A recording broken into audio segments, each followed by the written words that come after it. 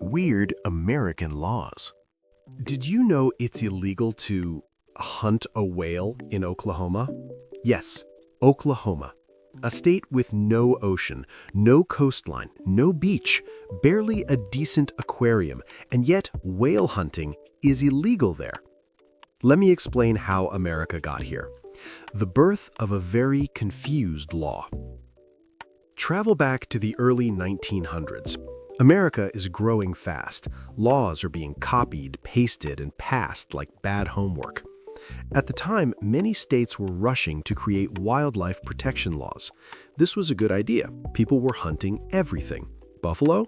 Gone. Birds? Nearly gone. Fish? Having a bad time. So lawmakers grabbed existing laws from other states and said, "Great, let's just use this."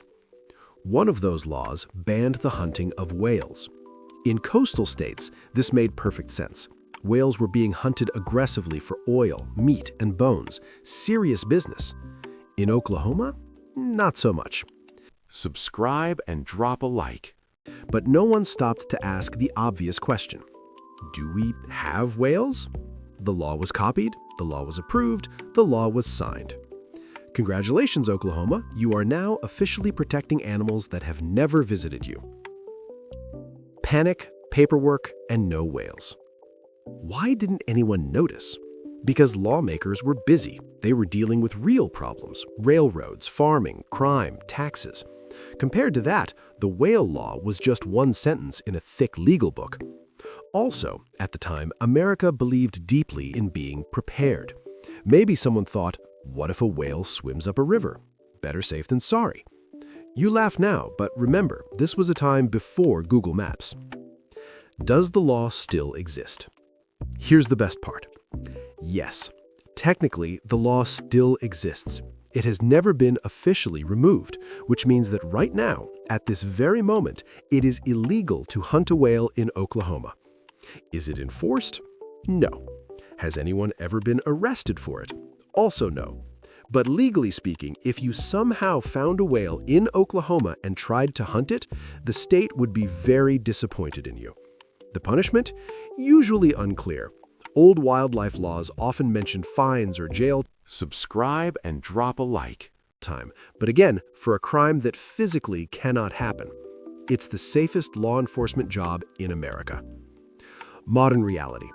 Today, this law lives quietly in legal databases and trivia books. Police officers are not patrolling rivers with binoculars looking for whales.